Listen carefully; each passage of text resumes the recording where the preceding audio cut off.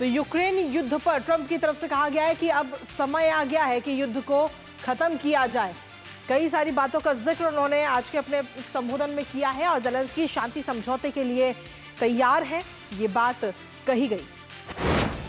साथ ही उन्होंने कहा कि समझौते पर ज़ेलेंस्की ने खत लिखा है। हालांकि इससे पहले अभी हम देखें तो जो मीटिंग हुई थी, जो बैठक हुई थी ज़ेलेंस्की और ट्रंप के बीच में, उसमें काफ़ी बहसबाजी हम सभी ने देखी थी। लेकिन अब ट्रंप की तरफ से कहा जा रहा है कि ज़ेलेंस्की युद्ध पर समझौते के लिए तैयार है, यानी कि अब देखना होगा कि युद्ध कब तक ये रुक पाएगा। रूस भी हालांकि शांति वार्ता के लिए रूस की तरफ से भी तैयारी का जो समर्थन है वो इस वक्त दे दिया गया है। हर हफ्ते मारे जा रहे हैं 2000 से ज्यादा लोग, ये बात कही गई है। और इसके साथ ही टैरिफ के मुद्दे पर डोनाल्ड ट्रंप ने आज अपने संबोधन में क्या क्या कहा है, एक बार वो भी आपको बता दें।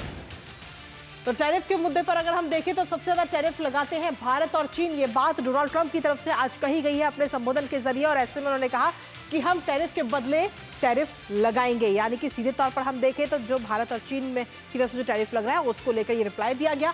2 अप्रैल से भारत और चीन पर रेसिप्रोकल टैरिफ लगाया जाएगा, इस बात की घोषणा कहीं ना कहीं ट्रंप की तरफ से की गई। इसके अलावा ब्राजील, यूरोपीय देशों पर भी ये टैरिफ लागू हो गए, यानी कि टैरिफ और जो है कहीं ना कहीं हमें पूरी दुनिया में देखने को नजर आएगा और टैरिफ से अर्थव्यवस्था मजबूत होगी, ये बात डोनाल्ड ट्रंप की तरफ से कही गई है। और इसीलिए हर देश पर इस वक्त टैरिफ लगाया जा रहा है। और साथ ही उनका यह भी कहना है कि टैरिफ से अर्थव्यवस्था भी मजबूत होगी। इसके साथ ही यूक्रेन युद्ध पर क्या कुछ कहा है वो भी हमने आपको बताया। लेकिन साथ ही टैरिफ वॉर अब कहीं ना कहीं एक देखें तो दुनिया के नजरिए से ये छिड़ता हुआ इस वक्त नजर आ रहा है। डॉज पर क्या कुछ कहा गया है वो भी आपको बताते हैं। डॉज पर मस्क को थैंक यू डोनाल्ड ट्रंप ने आज कहा और ट्रंप ने मस्क की तारीफ की है। इस दौरान उन्होंने कहा कि फेडरल सरकार के अलग अलग प्रोग्राम पैसे की बर्बादी है, ये बात डोनाल्ड ट्रंप की तरफ से कही गई। इसके साथ ही ये सभी घोटाले हैं और इससे भी बदतर चीजें हैं, यानी कि पिछली सरकार पर किस तरीके से हमलावर हुए वो आपको बता रहे हैं। और इसके साथ ही घोटालों और गड़बड़ियों को डॉज ने उजागर किया है। तो डॉज पर मस्क को थैंक यू भी बोला, उनका आभार जताया और साथ ही जो गड़बड़ियों को उजागर किया गया उस पर भी बात कही। साथ ही कहा कि बहुत होशियार युवा लोगों की टीम का नेतृत्व मस्क करते हुए नजर आ रहे हैं। तो सीधे तौर पर तारीफ खूब सारी की गई है। ट्रंप ने कहा है कि डॉज ने सैकड़ों अरब डॉलर के घोटाले जो हैं वो पकड़े हैं, इससे पहले जो घोटाले अमेरिका में हुए हैं। इसके अलावा अगर हम देखें तो पैसा वापस लाकर कर्ज कम करने और महंगाई से लड़ाई लड़ी जाए, यानी कि आगे की रणनीति क्या कुछ होगी अमेरिका में, उस पर बात करते हुए नजर आए डोनाल्ड ट्रंप। इसके साथ ही अगर हम देखें तो गल्फ ऑफ मैक्सिको के इमेज ऑफ अमेरिका की तरफ से भी अगर हम देखें तो टैरिफ वॉर पर ट्रंप की तरफ से टैरिफ पर किसी से कोई समझौता नहीं किया जाएगा, ये बात कही गई है। इसके साथ ही अगर जिस तरीके से टैरिफ को लेकर ये बात आई है, साथ ही टैरिफ पर समझौते से सीधे तौर पर इनकार ट्रंप ने कर दिया है। अब ऐसे में देखना ये होगा कि जब ये टैरिफ वॉर एक तरह से छिड़ेगा पूरी दुनिया में तो क्या कुछ नज़ारा होगा। हालांकि अगर हम देखें तो ट्रंप की तरफ से बहुत सारे आदेश भी दिए गए हैं जिनको लेकर लगातार वो चर्चा में भी बने हुए हैं। ऐसे में देखना ये होगा कि इसका असर आज जो ये संबोधन हुआ है इसका असर पूरी दुनिया पर क्या पड़ेगा। हमारे साथ में हमारे सहयोगी इस वक्त जुड़ रहे हैं, सीधा उन्हीं का रुख करेंगे। तो अखिलेश सुमन इस वक्त हमारे साथ जुड़ गए हैं। अखिलेश, जिस तरीके से आज का जो संबोधन था, इस संबोधन पे अगर हम ओवरऑल नजर डालें तो क्या कुछ निकलकर सामने आता है, क्या कुछ संकेत मिलते हैं डोनाल्ड ट्रंप की तरफ से? देखिए, इस पूरे एड्रेस में 1 घंटा 37 मिनट का ये एड्रेस हुआ। अमेरिका का कोई भी राष्ट्रपति इतनी देर तक नहीं बोला है। इसके पहले 2000 में बिल क्लिंटन ने बोला था, जो 1 घंटे 28 मिनट उन्होंने बोला था। तो आप समझ सकती हैं कि उनके सामने जो पूरे इलेक्शन के दौरान वे जिन जिन बातों पर बोलते रहते हैं उन सारी बातों को एक तरीके से उन्होंने दोहराया है। और उसका केंद्र बिंदु ये था, मेक अमेरिका ग्रेट अगेन।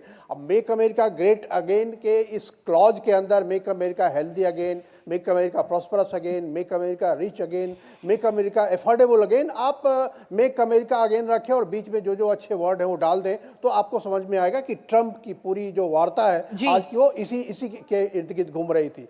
निश्चित तौर पे कई लोगों को लगेगा कि ये जैसे लगता है कि अमेरिका बहुत गरीब देश था, जैसे लगता है कि अमेरिका बहुत सताया हुआ देश था, इस तरह से कई बार लगता है। तो ट्रंप अपने पहले के जो राष्ट्रपति थे, पूर्व राष्ट्रपति जो बाइडन को सारी गलतियों के लिए जिम्मेदार ठहराते हुए उन्होंने कहा कि हम अमेरिका को एक बार फिर से उसका पुराना गौरव प्रदान करेंगे। तो ये इसके इर्द गिर्द वो बोल रहे थे। एक जो बहुत ही महत्वपूर्ण उन्होंने अच्छी बात बोली, जिसको बोल सकते हैं कि रसिया यूक्रेन के बीच में जो कॉन्फ्लिक्ट है, उस कॉन्फ्लिक्ट को खत्म करने की उन्होंने किस तरीके से प्रयास किए और किस तरह से जेलेंस्की अब इस बात को मानने के लिए तैयार है कि हाँ जी वो पीस पे बात करेंगे। उन्होंने मिनरल डील, जो अमेरिका के इंटरेस्ट में है मिनरल डील, उस मिनरल डील पे भी उन्होंने सहमति जताई है। उसके अलावा उन्होंने यह भी संकेत दिया कि रूस की तरफ से भी सारे संकेत दिए गए हैं कि हम शांति करेंगे। तो निश्चित तौर पे दुनिया के सभी देश इस बात से खुश होंगे कि जो रूस यूक्रेन कॉन्फ्लिक्ट है खत्म हो, ताकि जो पूरा लॉजिस्टिकल चेन है, सप्लाई चेन है पूरी दुनिया का, इसके चलते जो बाधित हो रहा है उससे सबको लाभ होगा निश्चित तौर पे। लेकिन इसके बाद उन्होंने जितनी बातें कही उससे यह लग रहा था कि पूरी दुनिया पर उन्होंने कुछ ना कुछ कंकर पत्थर फेंके हैं। जैसे रेसिप्रोकल टैक्स की बात है, तो रेसिप्रोकल टैक्स अमेरिका का इतिहास में अमेरिका को महान बनाने के लिए बनाया गया था। अमेरिका जो भी गरीब देशों के लिए, पिछड़े और विकासशील देशों के लिए जो रेसिप्रोकल टैक्स नहीं लगाता था, उनके अपने मार्केट में एंट्री देता था। इसके चलते अमेरिका ग्रेट बना था। अमेरिका में जो जिसको कहते हैं कि अफोर्डेबल कॉस्ट में बहुत सारी चीजें इसलिए मिल जाती थी कि क्योंकि उन पर बहुत ज्यादा टैक्स नहीं लगाया जाता। तो कई विरोधाभास भी है डोनाल्ड ट्रंप की बातों में कि अगर अफोर्डेबल बढ़ाएंगे, अगर टैक्स लगाएंगे तो टैक्स तो वहां के कंज्यूमर को ही देना पड़ेगा। तो एक जो कॉमन सेंसिकल बात है, जो अमेरिका के जो रिपब्लिकन माइंडेड लोग हैं उनको खुश करने के लिए जितनी बातें कही जा सकती है निश्चित तौर पे उन्होंने कही, और कह सकते हैं कि मेस्मेरिक भाषण था, लोगों को लुभाने वाला भाषण था। लेकिन अमेरिकी कांग्रेस के अंदर ही इस पे विरोध जताए जा रहे थे। डेमोक्रेट भी अपना फॉल्स स्टेटमेंट, रॉन्ग स्टेटमेंट, एक अमेरिकी जो डेमोक्रेट सीनेटर हैं उनको हटाया, निकाला भी गया, बाहर भी किया गया। उसके बाद डेमोक्रेट ने ट्रंप के भाषण के खत्म होने के बाद उन्होंने अपनी बातें रखी कि किस तरीके से अमेरिका ग्रेट पहले भी था। तो इस जी यानी कि आगे की रणनीति क्या होगी अमेरिका की तरफ से, वो तमाम बातें इस संबोधन के जरिए हमने देखी। फिलहाल बहुत बहुत शुक्रिया अखिलेश, तमाम जानकारी और अपडेट्स हमारे साथ साझा करने के लिए।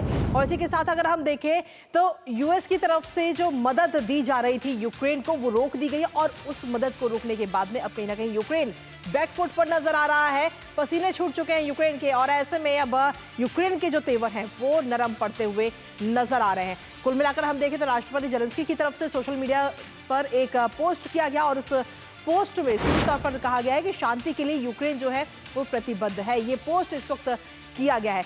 इसके साथ ही उन्होंने कहा कि कभी ना खत्म होने वाला युद्ध नहीं चाहता है यूक्रेन, और जल्दी से जल्द वार्ता की मेज पर लौटने को तैयार है यूक्रेन। तो कुल मिलाकर ये जो रूस और यूक्रेन का युद्ध है ये बहुत जल्द अब खत्म होने की उम्मीद कहीं ना कहीं लग रही है। इसके साथ ही पोस्ट में ये भी कहा गया है कि यूक्रेन की जनता अब जो युद्ध है, जो ये जंग है, उसको खत्म करने की चाहत रखती है। हालांकि देखना होगा कि इसका क्या कुछ असर रहेगा। इसके साथ ही अगर हम देखें तो यूक्रेन के राष्ट्रपति जेलेंस्की के जो पोस्ट सामने आया, इस पोस्ट से ये जरूर नजर आता है कि वो अब नरम पड़ते हुए नजर आते हैं, क्योंकि इससे पहले जिस तरीके से जो बैठक हुई थी डोनाल्ड ट्रंप और जेलेंस्की के बीच में, उस दौरान काफी बहसबाजी भी हुई, और वो वीडियो जो है वो हम सभी ने देखा है। लेकिन उस वीडियो के सामने आने के बाद में अब जरूर शांति के लिए प्रतिबद्धता यूक्रेन की तरफ से जताई जा रही है, और आगे आने वाले समय में देखना होगा कि कब सभी लोग एक साथ मिलकर इस मेज पर आएंगे और इस युद्ध को समाप्त करने को लेकर के चर्चा होगी।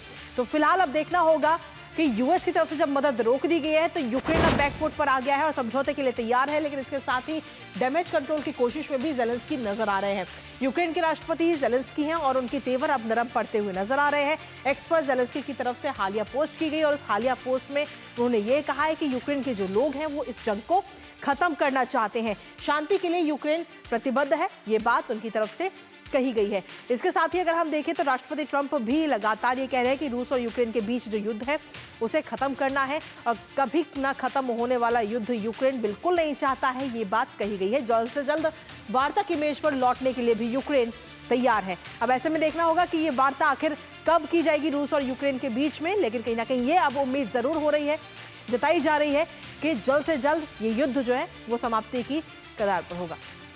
इसके साथ ही अगर हम देखें तो एक और बिंदुओं पर नजर डाल लेते हैं, जहां आपको बता दें कि अब डील से ट्रंप का दिल खुश करने की कोशिश कहीं ना कहीं व्लादिमीर जेलेंस्की की तरफ से की जा रही है। यूक्रेन किसी भी समय समझौते पर हस्ताक्षर करने के लिए तैयार है, जो खनिज समझौते की बात लगातार कही जा रही थी। समझौते को ठोस सुरक्षा गारंटी के रूप में यूक्रेन कहीं ना कहीं देखता है। आशा करते हैं कि समझौता प्रभावी रूप से काम करेगा। तो यानी कुल मिलाकर यूक्रेन जो है अब वो अपनी खनिज डील को लेकर भी राजी हो गया है, उस पर हस्ताक्षर करने के लिए भी राजी यूक्रेन हो गया है। अब देखना होगा कि गोलमेज पर आकर के कब इस पूरे जो खनिज डील है उस पर हस्ताक्षर होंगे और कब ये युद्ध समाप्त करने को लेकर चर्चा होगी। खबरों का सिलसिला लगातार जारी है। वक्त एक छोटे से ब्रेक का। न्यूज पंच में कहीं मत जाएगा, क्योंकि ब्रेक के उस पर आपको दिखाएंगे दिल्ली सरकार की तरफ से बजट की तैयारियां।